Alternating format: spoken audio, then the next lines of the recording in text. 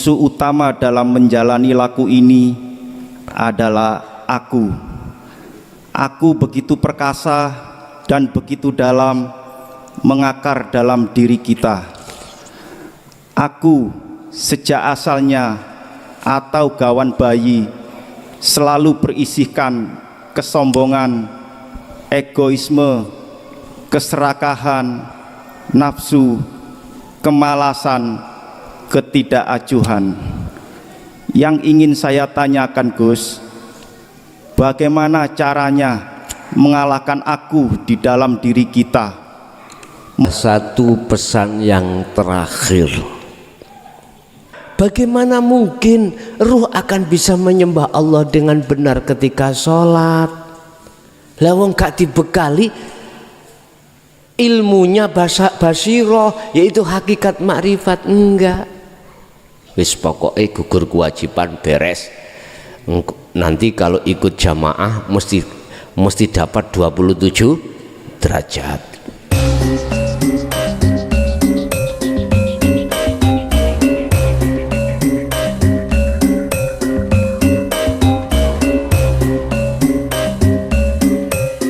Memperdalam firman Allah yang artinya, tidak aku ciptakan jin dan manusia kecuali hanya untuk mengabdi kepadaku. Subhanallah. Kalau kita cermati dan hayati, kecuali hanya untuk mengabdi. Kula merasakan Allah sangat maha cemburu. Kula nyuwun bimbingan, Bu ya, agar tidak melalaikan Allah dan bisa merasakan fana dalam saat mendirikan sholat, agar bisa merasakan keesaan dengan Allah Subhanahu wa ta'ala. Amin. Mekaten Bu ya. Assalamualaikum warahmatullahi wabarakatuh. Waalaikumsalam warahmatullahi wabarakatuh. Wa ma khalaqtul jinna wa malan ora khalaqtu nyiptakake sapa ingsun al jinna ing jin wal ingsalan menungso illa liya'budullaha illa liya'budun. Wa ma khalaqtul jinna wal insa illa liya'budun, kecuali saya suruh ngabdi nyembah padaku. Itu artinya bagaimana? Kalau kita berbicara tentang cinta, benar Allah maha penyemburu. Kalau Allah maha penyemburu dan Allah menyuruh kita menyembah, ngapain sih iki pertanyaan.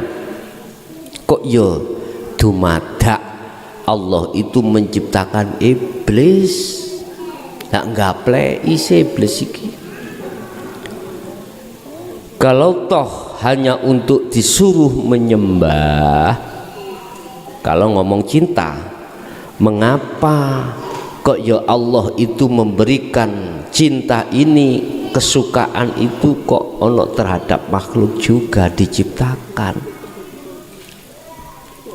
Lanang ono wedok, akhirnya bersukari ria. Akhirnya dijawab, justru kau akan bisa membangun cintamu padaku lewat media yang ku berikan padamu. Satu. Yang kedua, untuk mengujimu, betulkah kau bercinta padaku, hanya padaku? Istilah ngeten, Mbak, jenengan si A si B lanang wedok itu sudah berjanji tidak akan berpisah hidup semati. Suatu saat Bapak Ibu, si suami diuji, didatangkanlah wanita yang lebih cantik daripada istrinya. Bagaimana? Laksana seperti itu. Kalau teringat janji sehidup semati, lah beda. Berhubung kita lalai janji kita pada Allah secara otomatis begitu, kita akan berselingkuh terhadap yang lain. Beda loh Pak, suka yang lainnya ngomong dulu dengan tidak ngomong beda. Selingkuh gak selingkuh itu beda. Nek selingkuh itu tidak bicara sama pasangan kita. Contoh, jenengan suka pada yang lain, jenengan sanjang nang ibu-ibu, aku lho kok ono rasa seneng nang si Ato, salah apa gak aku, oleh apa gak? Kira-kira ibu jawab ya napa?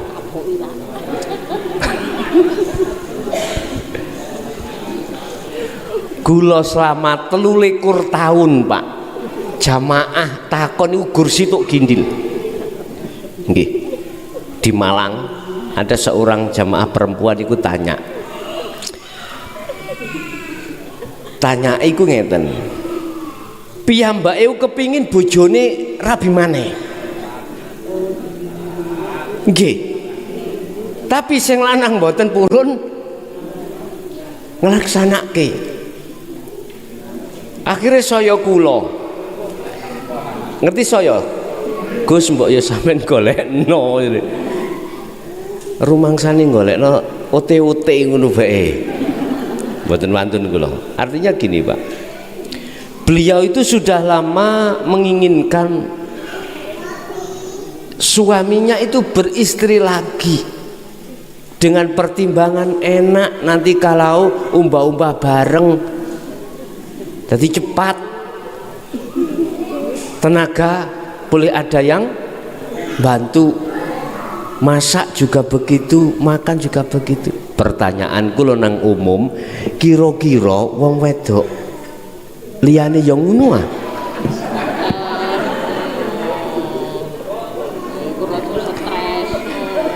Ono sing jawab mboten, wis ketara tau ngomong nang ibuke gak diolehi.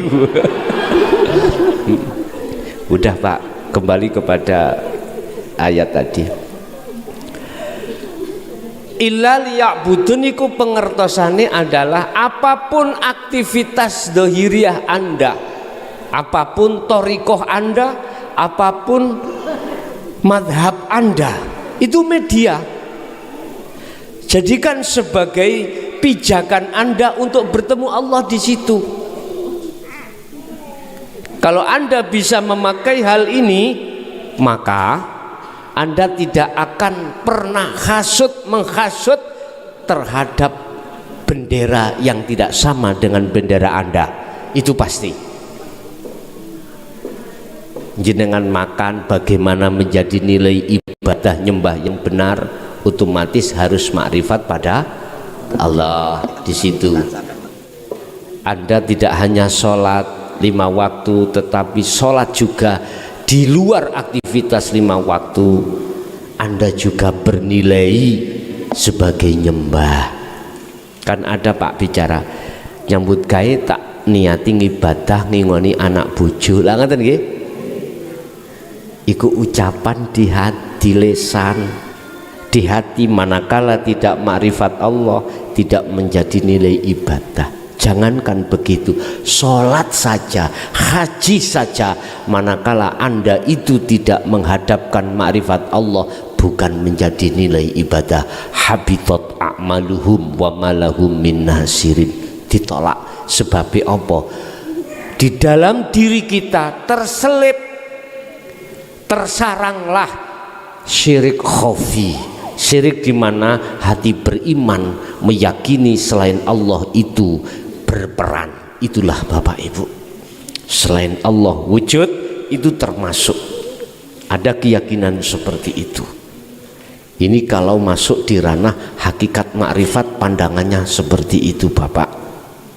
Makanya ada syirik jali, juga ada syirik khafi, dan ini yang harus diperhatikan lebih. Selebih-lebihnya itu begitu. Kalau kita bicara masalah pecemburu Allah itu hubungannya ada cinta. Sampai-sampai Allah juga berpesan terhadap Muhammad, manakala kau ingin cintamu itu diterima Allah, ikuti Muhammad. Ikuti Muhammad. Ikuti Muhammad yang bagaimana? Ojo syariati saja, sak hakikate, baru cintamu yang terhadap selain Allah nanti akan dikikis habis untuk hanya bercinta pada Allah. Yuhibbukumullah wa yaghfir lakum dzunubakum. Allah akan menerima cintamu sebab kau telah melepas cinta selain Allah. Itu gambarannya hanya pada ahli syuhud. Selain ahli syuhud itu tidak bisa, Bapak Ibu. Oke, ada lagi? Assalamualaikum warahmatullahi wabarakatuh. Waalaikumsalam warahmatullahi wabarakatuh. Ngapunten Abi, Umi Zara Padi Tanglet masih belum paham tentang jodoh, pati, rezeki dicatat di Lauhul Mahfuz. Yang Umi tanyakan, apa perjalanan umat dari mulai lahir sampai mati apa juga dicatat di Lauhul Mahfuz? Soalnya pernah Umi dengar kayak gitu. Terus Adam dan Hawa untuk mensucikan diturunkan ke dunia niku terus pundi? Apa sih diturun namanya? Adam dan Hawa. Adam ambek Hawa, nggih. Apa? Untuk mensucikan diri, sedangkan umat sudah dicatat di Lauhul Mahfuz.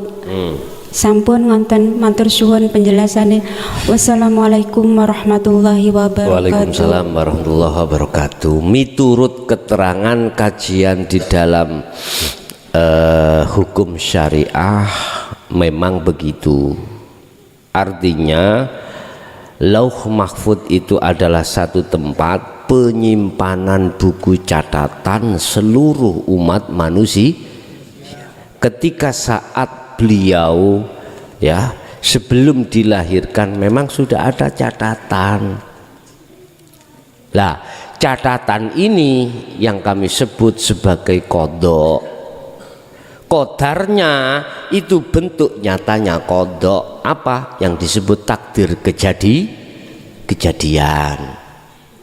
Sehingga kejadian apapun itu sebetulnya adalah wujud nyatanya qadha. Wujud nyatanya catatan.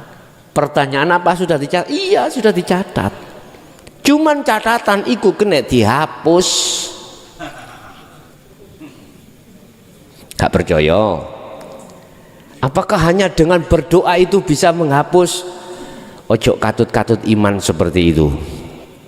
Yang menghapus itu hanyalah Allah yang berwenang.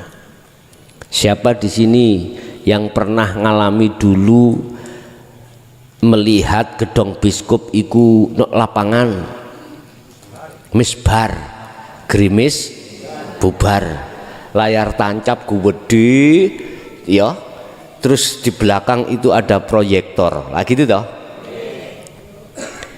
Setahu saya bagian pengoperasian proyektor itu ada kelis di dalam Lauhil Mahfuz itu. Mana Lauhil Mahfuz itu? Mesin itu proyektor itu Lauhil Mahfuz. Di dalam Lauhil Mahfuz itu, di dalam proyektor ada kelis yang diputar. Dan kelis ini nanti akan wujudnya kelis adalah gambar. Ngarek zaman saiki gak ero.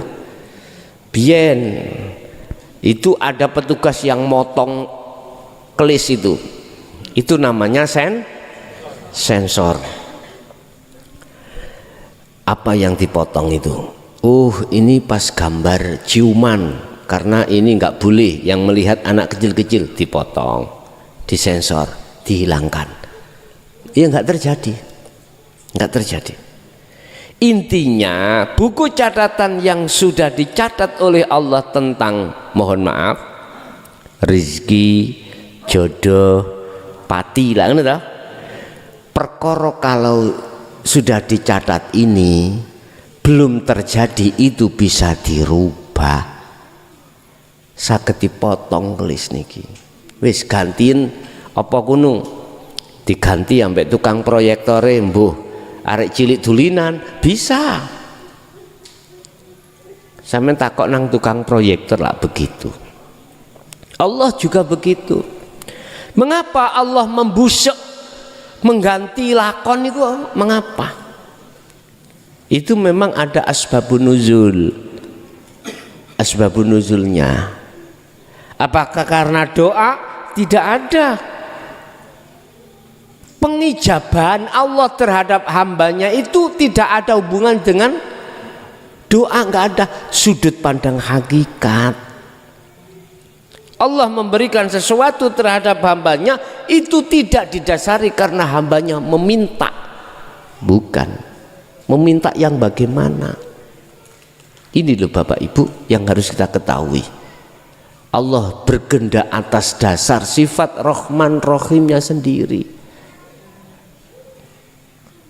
Contoh lagi, sampean yang sudah duduk di sini atau yang duduk di warung sambil mendengarkan namanya tausiah ini, mungkin sedikit mereview angen-angen biyen, kok umpomo aku menemukan channel iki sampai kapanpun gak paham. Satu sisi lah seperti itu ya. Nah, oke, tak proses. Sehingga sampai mempunyai keyakinan gara-gara ono channel Ponpes Jaya Baru iki boleh banyak orang yang faham dan terbuka. Melayunya iman jenengan, melihatnya iman jenengan pertama memang salah. Seakan-akan kebuka iku sebab teko jenengan iki menemukan channel Ponpes Jaya Baru. Seperti itu secara logika. Oke, diterima. Tetapi Allah dawuh iku gak perkara teko cocote muklason. Ndak. Cocote muklason iku mek lapangan. Sing ngomong iku aku. Berarti apa? Karena Allah. Makhluknya lebar wis. Jadi tidak karena cocote muklason. Enggak. Kita akan bisa menerima akan hal itu dikarenakan kita sudah memposisikan di zona akad itu baru bisa menerima. Tadinya sih kita sih makhluk ngata. Bapak Ibu hadirin jamaah rahimakumullah. Sama dengan apa yang kita lakukan pada saat ini. Sesuai dengan buku catatan yang sudah ditanamkan oleh Allah, sudah disimpan di Lauhil Mahfud. Cuman perkara ini diputus atau gak diputus iku urusannya Allah. Bukan kita karena memohon terus diputus, enggak. Sehingga mengapa di dalam Al-Quran Allah katakan ud'uni astajib lakum. Astajib iku mang nyembadani iku bukan karena Anda minta, Anda karena ketemu Allah, makrifat Allah dulu. Sudah sering saya katakan, kau minta sesuatu itu syaratnya kau harus ketemu yang memiliki dulu. Kalau kau tidak menemui yang memiliki dulu, itu namanya pencuri. Banyak pencuri berteriak, maling berteriak maling banyak. Gak rumongso nek dhewe iku pencuri. Iya, ilmunya siapa? Terus kita akui, yo karena ilmuku kok gak ilmuku, lu gak mungkin. Nah,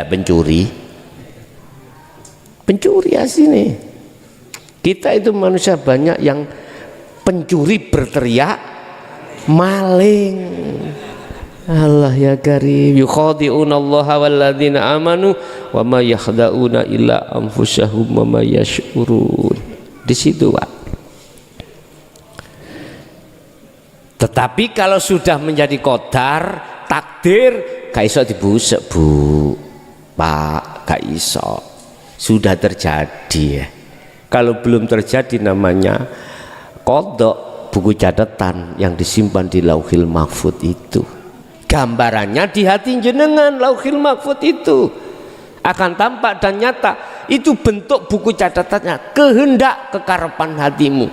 Contoh, Anda sebelum nyampak di sini, di rumah ada kehendak, keinginan untuk datang ke sini. Lah, keinginan itulah maksud buku catatan. Lah, takdir ini wujudnya kehendak, nyatanya kehendak berupa takdir iki. Satu dua masalah Adam dan Hawa. Berhubung Adam iku wis pernah janji, berhubung Anda sudah pernah janji hanya menyembah Allah, dites, diuji, buah huldi. Anda diuji kesenangan dunia. Nek kejebur berarti dari kotor. Wis oke, semuanya kotor. Sekarang solusinya bagaimana kembali suci lagi. Otomatis fattabi'uni, ikutono Muhammad, berarti lakonono hukum hakikat, hukum ruhaniyah ini supaya bisa makrifat pada Allah, baru bisa nyampe. Nih, ada lagi? Assalamualaikum warahmatullahi wabarakatuh. Waalaikumsalam warahmatullahi wabarakatuh. Mohon maaf kalau mungkin ini menyimpang, Gus. Nggih. Gus, saya mau tanya, apakah orang muslim kalau mendoakan non muslim itu, non muslim mendoakan non muslim, muslim mendoakan non muslim, ya, kalau secara syariat katanya tidak diterima. betul. Bagaimana kalau secara hakikat? Oh, betul. Terus yang kedua, apakah kalau anak cucunya muslim terus orang tuanya non muslim, apakah nanti tidak bisa berkumpul? Terus kemudian kalau misalnya ini ibu saya ya Gus ya, kan non muslim, kemarin itu kan sakit sampai nggak sadar, terus dituntun sama keluarga syahadat.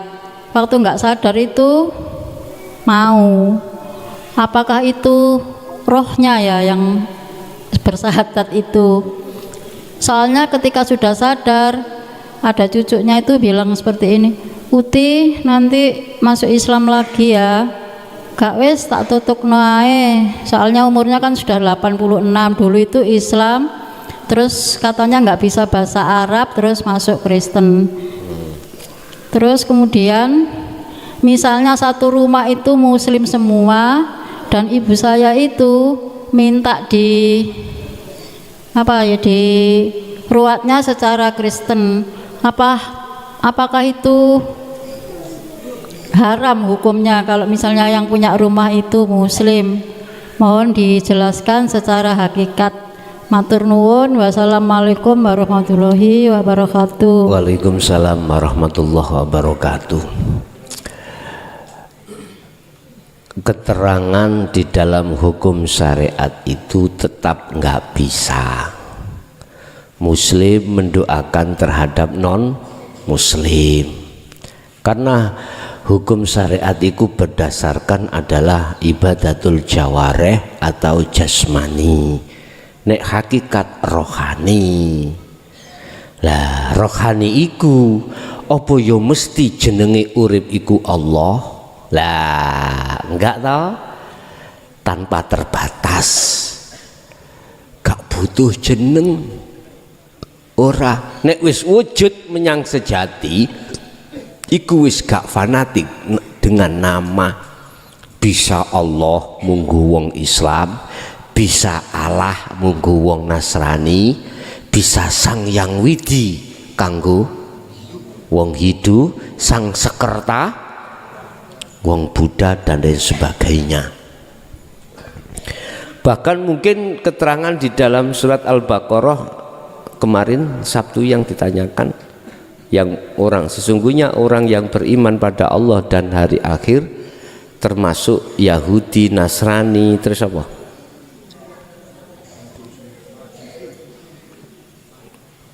Majusi, kak ono situ gak beragama tapi dia percaya. Saiki ngomongnya ateis tapi bahasa Quran iku bahasa Quran iku Sabtu dewi ini loh. Iya disebut kepercayaan terus sekarang.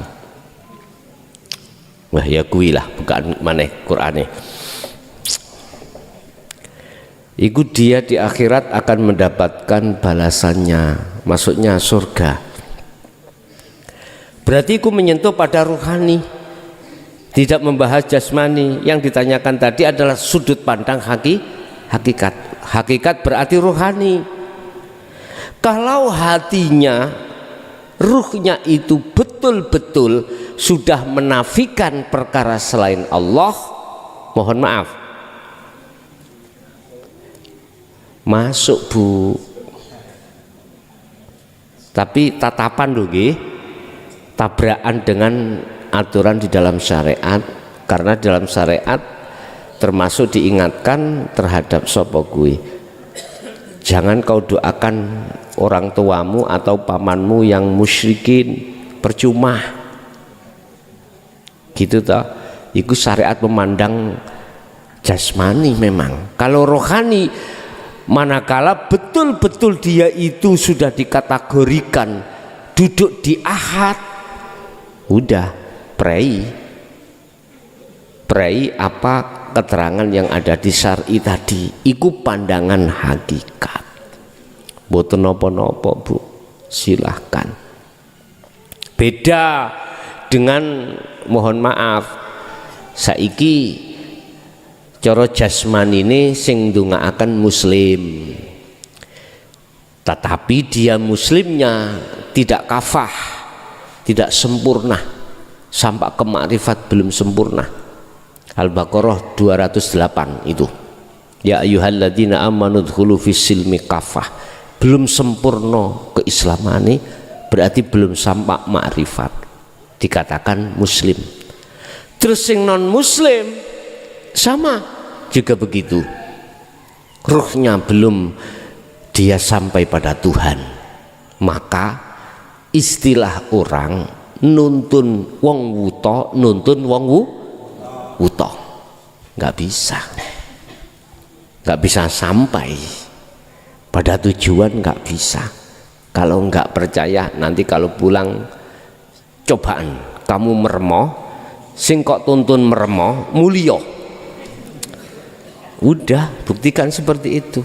Ruh juga begitu, ruh kita yang masih buta terhadap Allah menuntun terhadap orang lain yang sama butanya. Kemarin ada yang bertanya, saya masih dalam taraf suluk Gus, tapi keilmuan saya sudah paham, bolehkah saya menyampaikan dari sisi keilmuan terhadap keluarga? Tak jawab boleh, karena kau makrifat walaupun secara ilmu, terus yang kau berikan adalah ilmu, mesti bener, rapopo, nggak masalah, silahkan. Itu yang pertama. Terus yang kedua terkait masalah orang tua tadi, apakah temriku yang bersyahadat ruhnya ketika saat beliau sakit? Gini bu, kita memandang dia non muslim itu kan dari segi fisik bu, dari segi fisik. Kita tidak tahu dari segi rohaniahnya beliau apakah estu wis muslim atau belum, kita juga tidak tahu. Kita tidak tahu. Dikatakan muslim, ruhnya itu sudah sampai pada Allah, walaupun dia bahasanya Allah. Tandanya mudah saja, apapun perkara yang dihadapkan Allah, dihadapkan Tuhannya, dia tidak protes hatinya, dia sabar, ikhlas menghadapi semua cobaan apapun. Kalau sudah sampai di situ nggak ada masalah, Bu, nggak ada yang perlu dikhawatirkan. Kita yang berbeda itu kan dari segi fisik, itu yang berbeda. Ruhaniyah bagaimana, juga berbeda atau enggak? Kalau S2 betul-betul mengikuti ajaran agama, yang agama itu duduknya di dinul haq, apapun status Anda secara dohiriyah, kalau ruhmu duduk di dinul haq, itu sudah tidak ada perbedaan. Ora enek roh lanang, ora enek roh wedok. Bahasa roh lanang bahkan roh wedok, roh itu bukan makhluk sing kula maksud. Nek selama sik makhluk ya ono pulian. Nanti makhluke pun fana. Makanya Gusti Allah gak lanang gak wedok. Tapi nek didelok ning Quran, kalau kita bicara Allah itu mesti mudzakkar. Mesti mudzakkar, tidak muannas. Tetapi ada juga yang menunjukkan mukhatab iku muannas. Ada. Tapi mengapa di situ kebanyakan memakai mudzakkar? Iku adalah menunjukkan keagungan, kekuatan Allah. Saiki kuat di wong lanang wedok. Hah? Kuat wong lanang dari segi kekuatan ngangkat beban. Ya. Tapi nek diranjang, ayo ngomong dimplok amean. Iya, mohon maaf loh ya, mohon maaf. Wong wedok songo, wong lanang siji. Songo musuh siji kuat ndi? Di situ. Tapi kalau dari segi kekuatan fisik beda lagi. Ya. Wis, jadi nggak apa-apa Bu, yang menempati itu nggak apa-apa. Sing penting ya, jiwa atau ruhnya itu sudah terdidik di dalam dinul haq, nggak ada masalah. Lah, kalau yang pertama apakah ruhnya apakah ibu itu ruhnya yang bersyahadah atau tidak? Lah ini kita kembalikan pada beliaunya, apakah sudah sampai pada ketuhannya yang dimaksud keahatan atau belum. Lah, yang tahu itu dirinya sendiri. Oke, ada lagi? Ditelepon silakan, di VC. Assalamualaikum warahmatullahi wabarakatuh. Waalaikumsalam warahmatullahi wabarakatuh.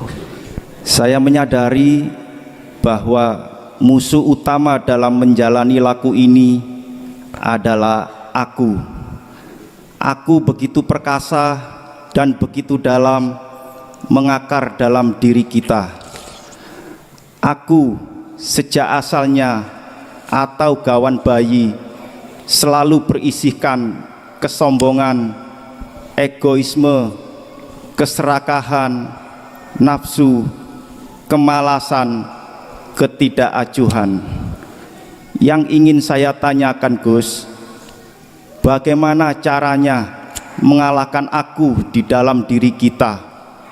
Mohon penjelasannya karena saya belum paham, dan saya ucapkan terima kasih. Salah satu pesan yang terakhir baginda Nabi sebelum wafat adalah, perang yang paling berat yang dihadapi umatku adalah melawan hawa nafsunya sendiri. Yes. Iki di garis besar. Besok perang yang paling berat terhadap umatku ketika saat menghadapi hawa nafsunya sendiri. Inna nafsa la amaratum bisu. Genderang peperangan nafsu itu mengajak si ruh itu melalaikan Allah dalam segi apapun dilalaikan. Lalai dari Allah yang bagaimana? Lali sak temene yang berkuasa iku ku Allah, lali. Sehingga bermuncullah iman di dalam dada kita terkait yang penguasa itu selain kunya Allah, termasuk ku diri sendiri.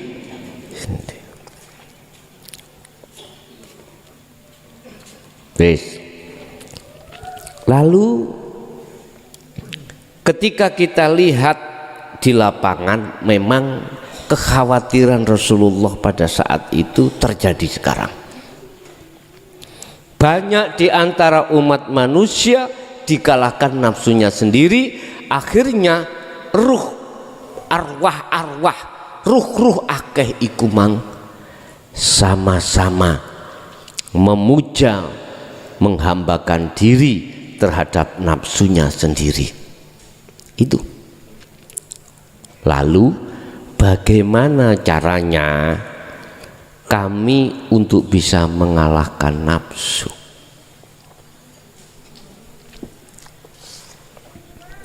Di dalam setiap diri manusia itu ada namanya sifat basyariah.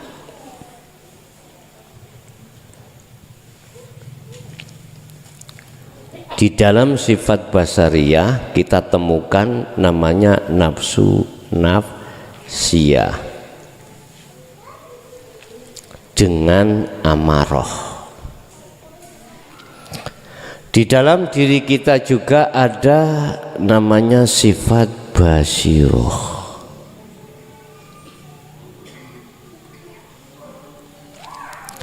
Di dalam sifat basiroh muncullah nafsu dua, lawamah dan mutmainnah.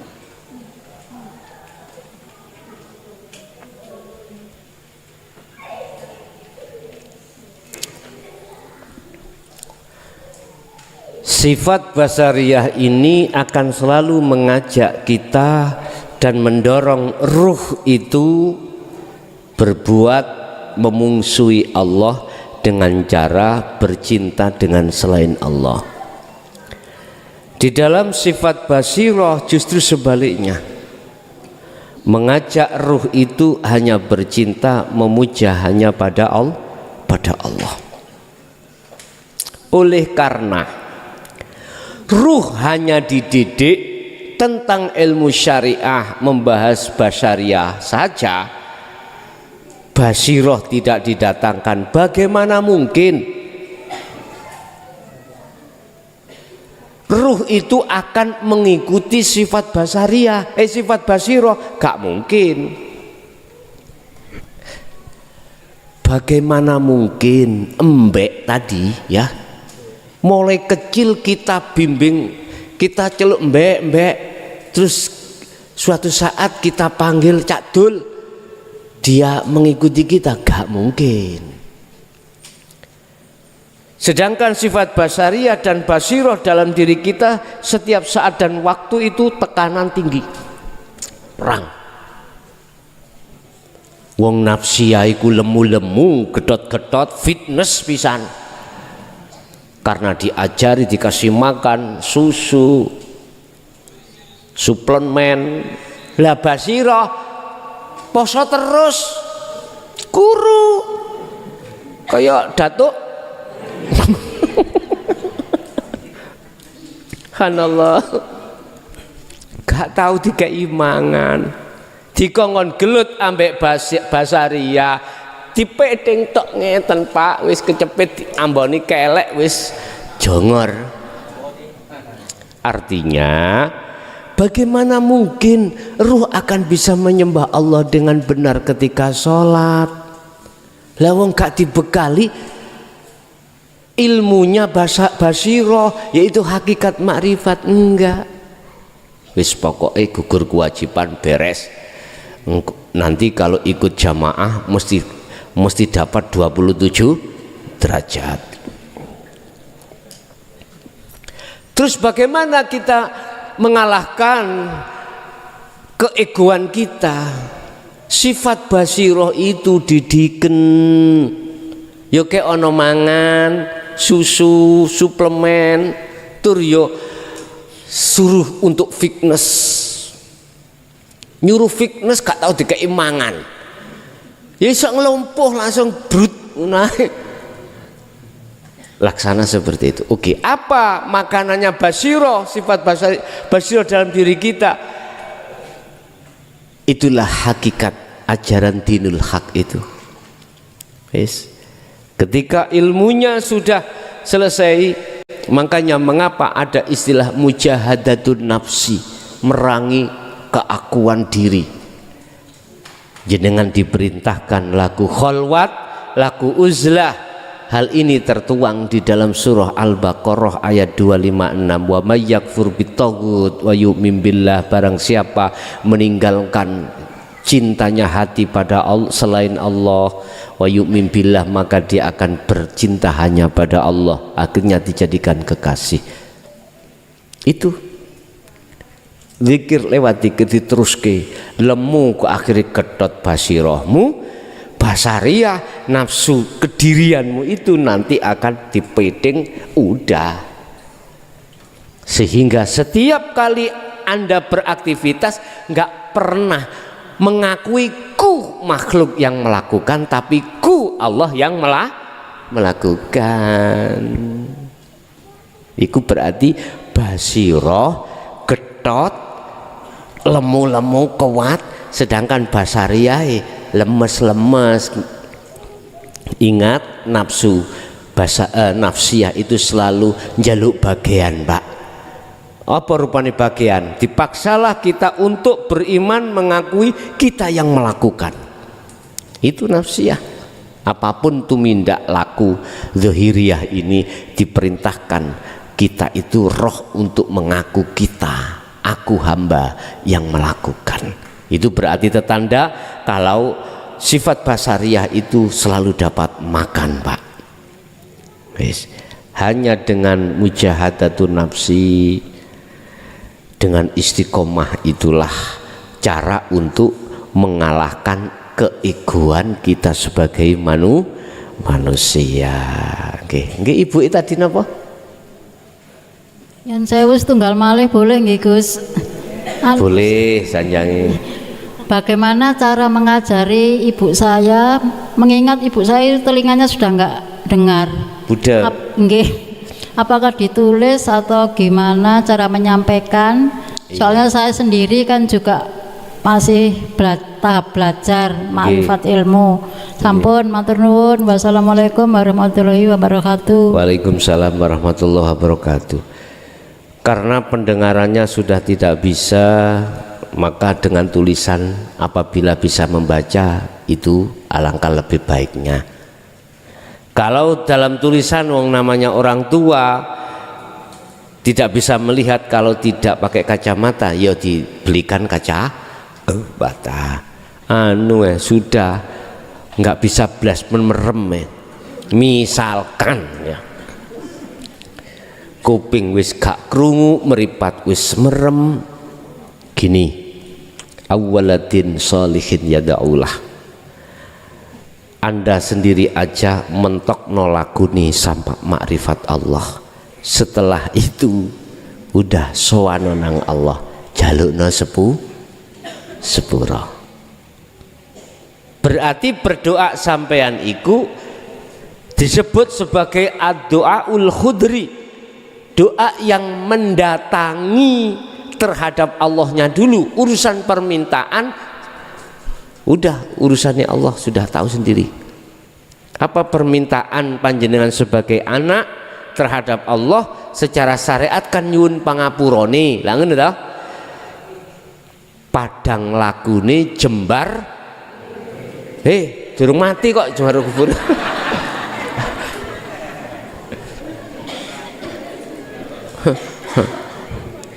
Lah sampai temui Allah dulu, urusan berikutnya apa kata Allah. Kalau lewat telinga sudah tidak bisa, lewat tulisan itu tidak bisa. Kalau lewat tulisan itu bisa, jenengan tulis ben diangen-angen, ngoten Bu nggih. Ngoten iki antisipasilah. Tapi nek wis tekan kubure ya wis satu-satu jalan, ya udah ma'rifatun nang Allah. Engkau pada hakikatnya nanti yang berlaku semuanya adalah Allah, bukan jenengan lagi, begitu. Ya, ada lagi Bapak Ibu? Sampun cukup? Nggih pun. Bismillahirrahmanirrahim. Al-Fatihah.